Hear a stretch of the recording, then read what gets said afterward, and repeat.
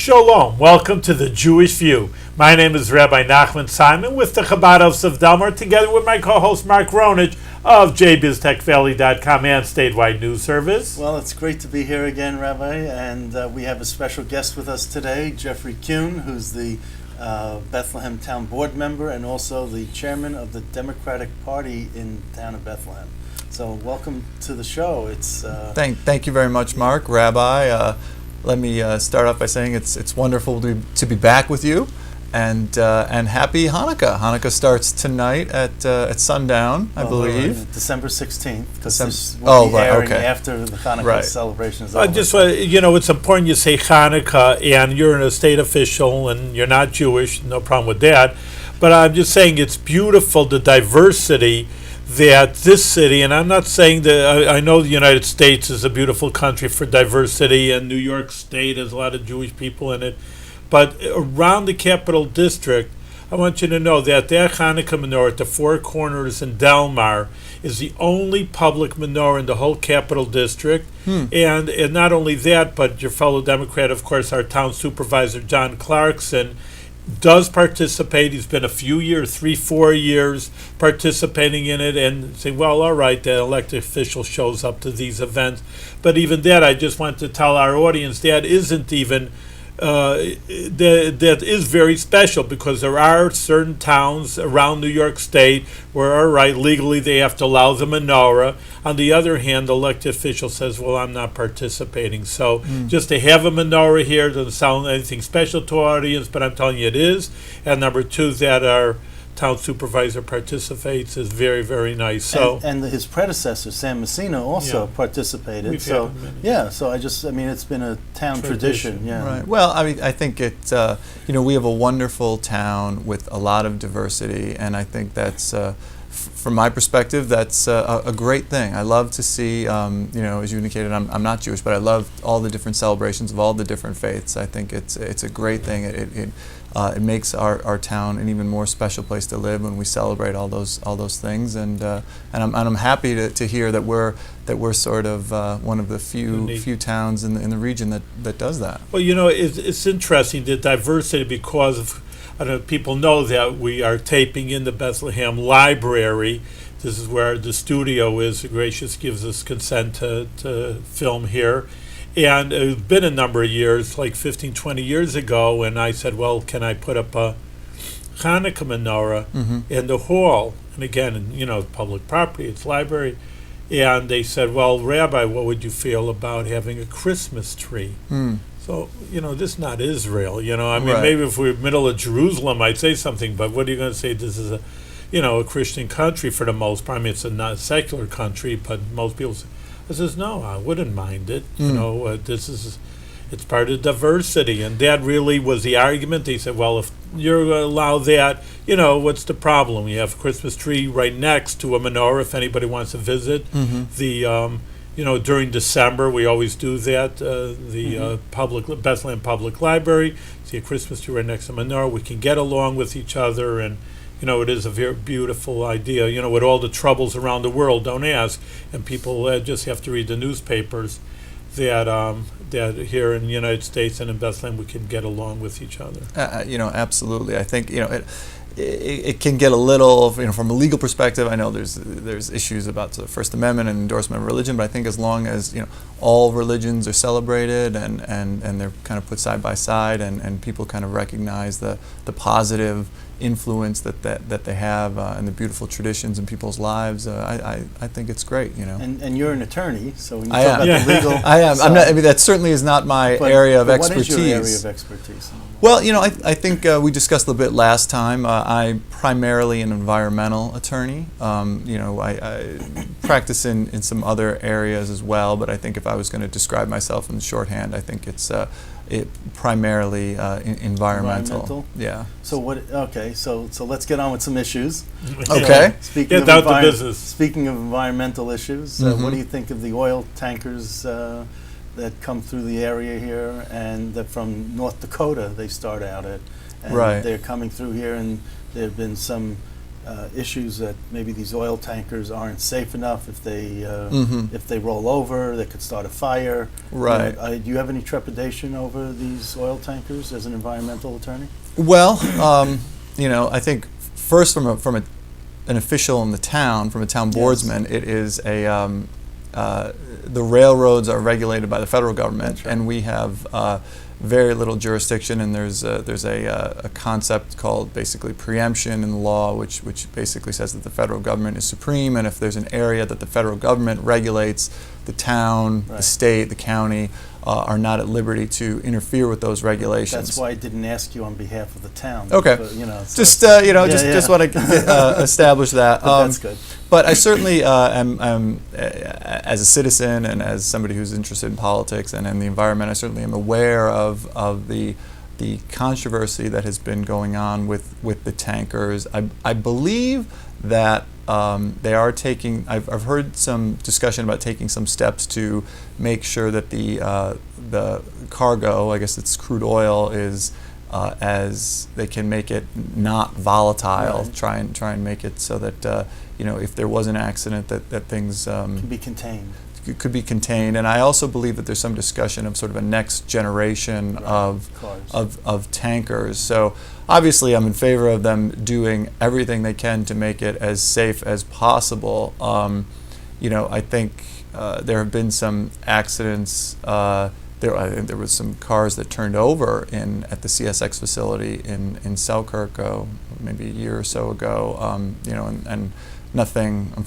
There was a turnover, but I don't think anything else happened. So, as long as I think they should always be looking to make things as safe as possible and to be investigating it, and to and obviously commerce has to go forward, but you want it to go forward in the safest way possible. And I think a lot of the controversy that has developed has sort of resulted in extra steps being taken to make sure that as I said, the cargoes are safe, the next generation of tankers are used. Mm-hmm. So it seems like it's one of those. It's that's our sort of democratic process, is that people engage on an issue, and there's a give and a take, and you try to find that happy medium between business and our energy requirements, and also being and public safety, which is obviously one of the highest priorities, and being wise environmental stewards. So that's what's wonderful about our political system, mm-hmm. is that give and take, and we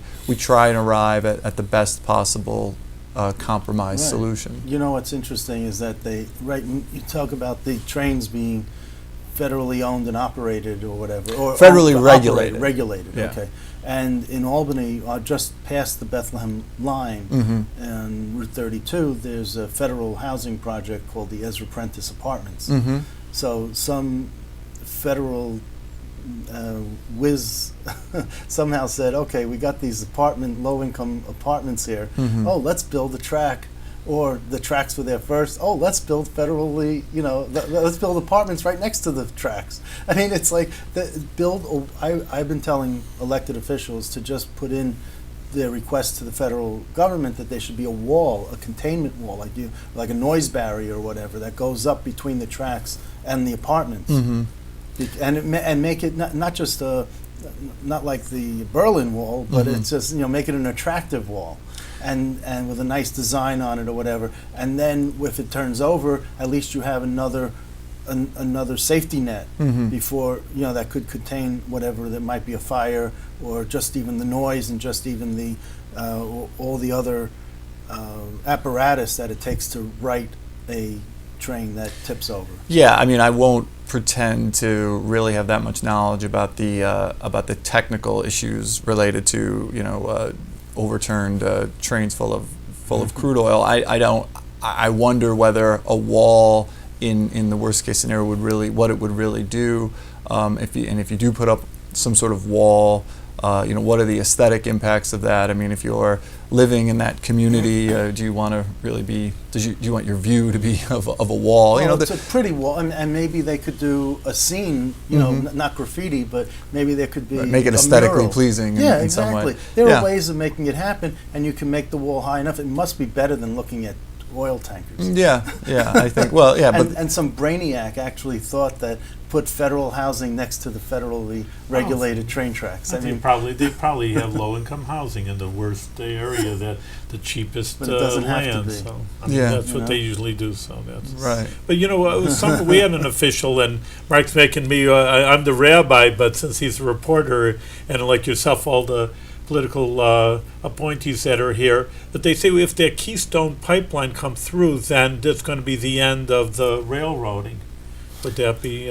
Well, would be a way to- Diminished, I think. if Yeah, anything. well, so the idea, I mean, the Keystone Pipeline, as I understand it, is to basically transport Canadian oil sands from their point of where they're being mined or whatever the term is in central Canada, and then to ship those via this Keystone Pipeline down to, is it the oil refineries or probably in New Orleans. Louisiana or Texas? I mean, again, this Would is it have to go through Bethlehem?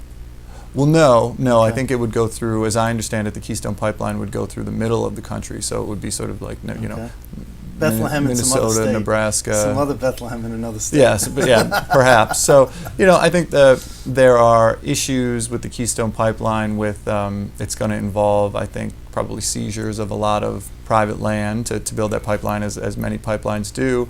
And then also, the questions are about encouraging use of Canadian tar sands, which from a lot of people's perspective is probably one of the sort of least environmentally desirable ways to generate energy. It's sort of one of the dirtiest forms of fossil fuel. So I think that's a lot of what goes into the controversy. There's a lot of people who want to see us start to move away a bit more from our dependence on fossil fuels, or move more towards natural gas and other and renewable forms of How energy. do you feel?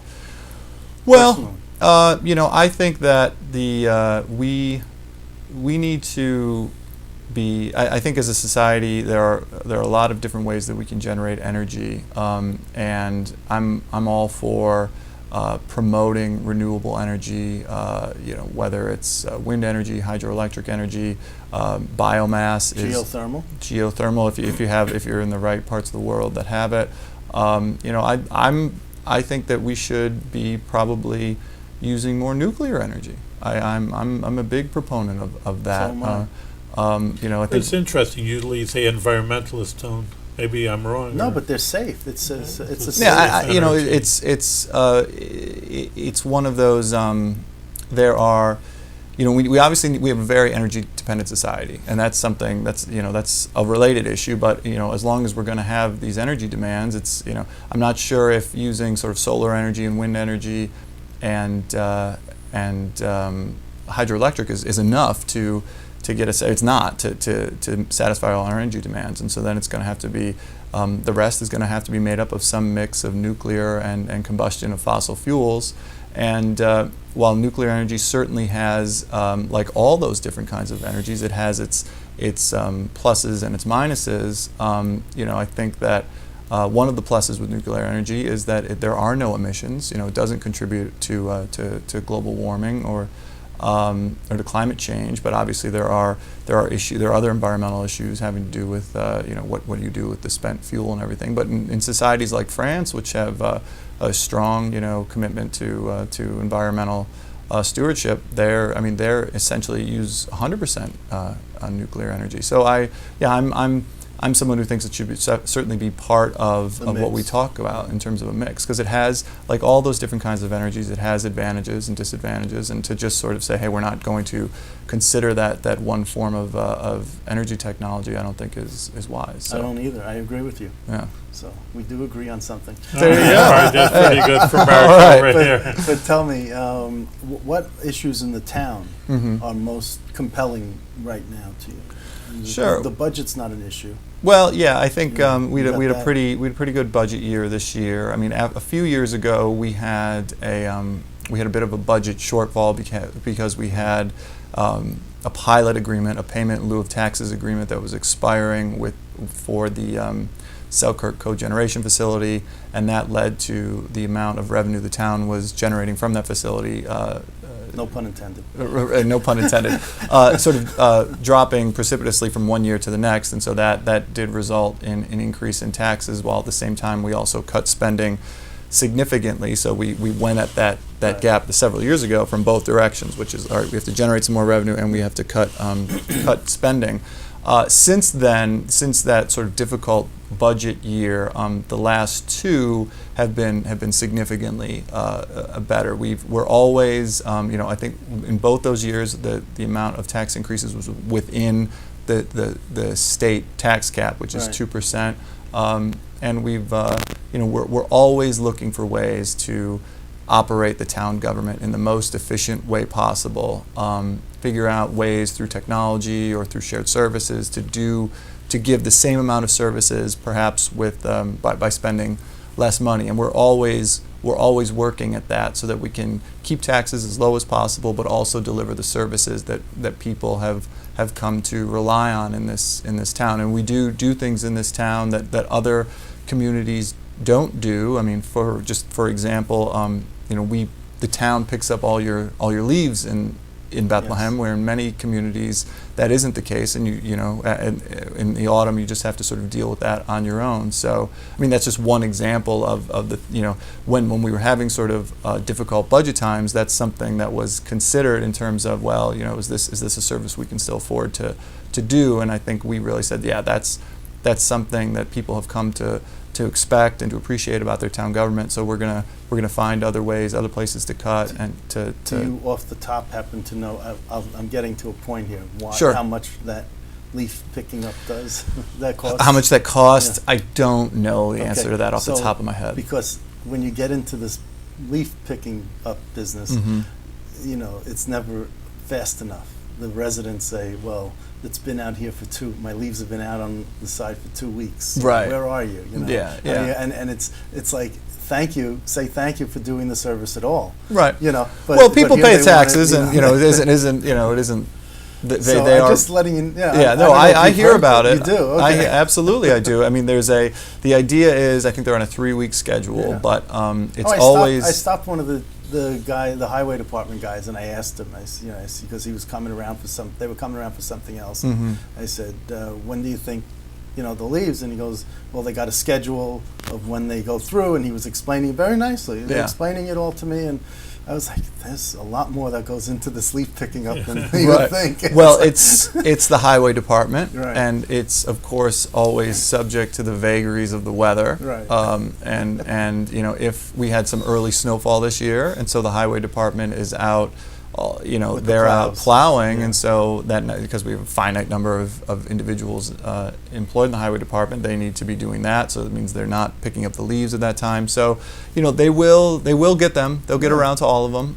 I've got leaves on my lawn that have been there for, it seems like, more than 3 weeks at this point. And if I have to reseed in the spring, then so be it. But I know we have a new highway superintendent, Brent Meredith, who's been on the job for about a year now, a little over. I guess this is his first year, and Yeah, he is doing a great job. I know he's introduced a lot of modernizing and new ideas Right. when he took over. So they will be picked up.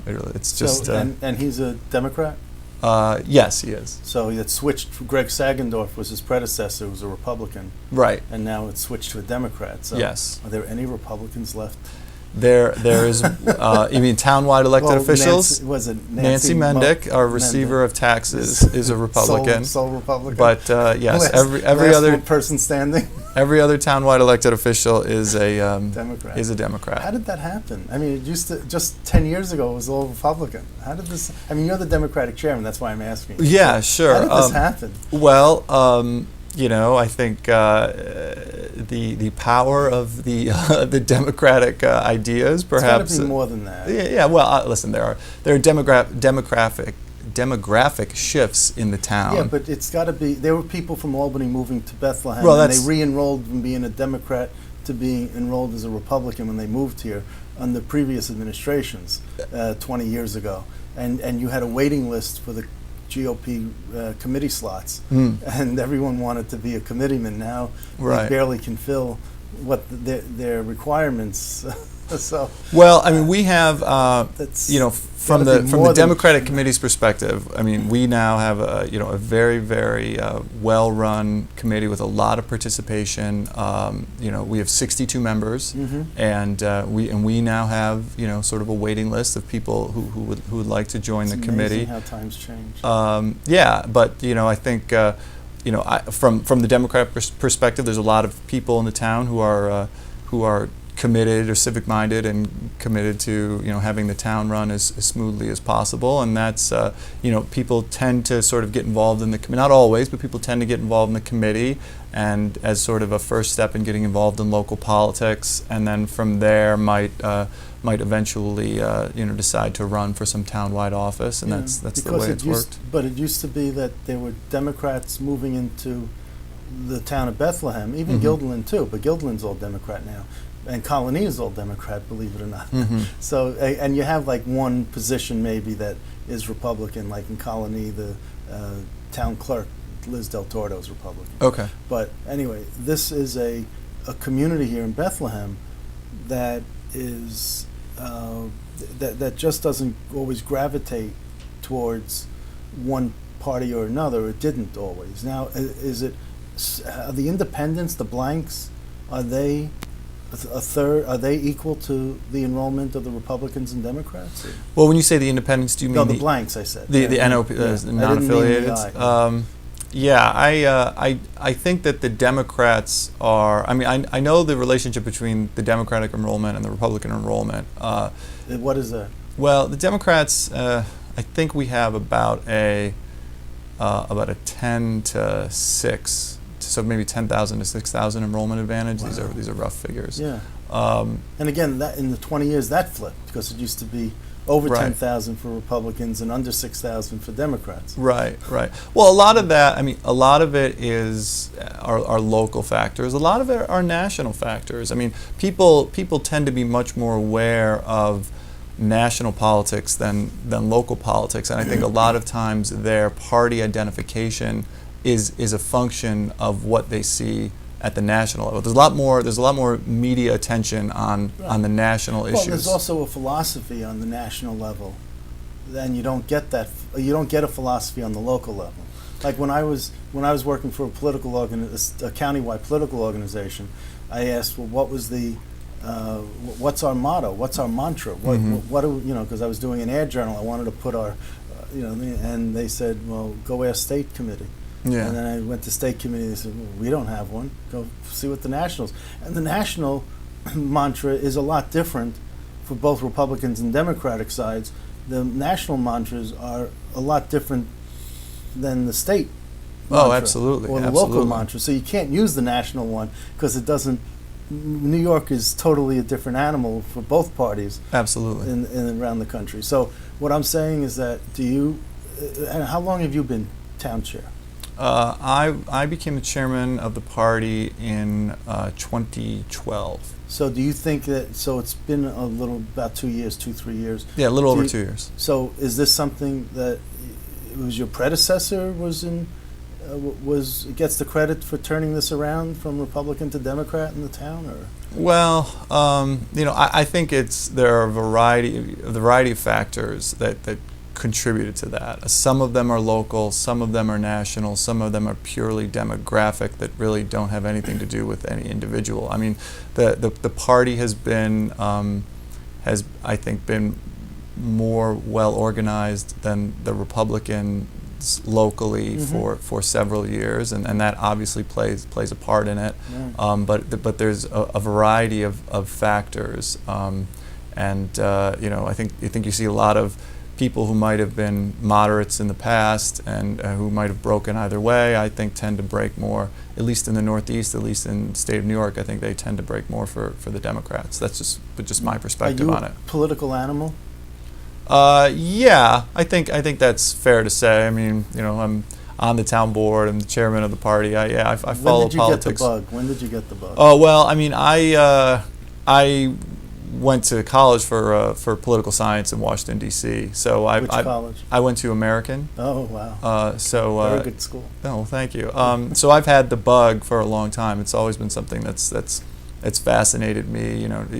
obviously I'm interested in the policy of it, the interchange of the different policy ideas. The politics of it can be interesting too. You always hope that the debate is more about policy than about sort of personalities and things like that. But no, I've had the bug and been fascinated by the process and everything for quite a while. So, what's in your future?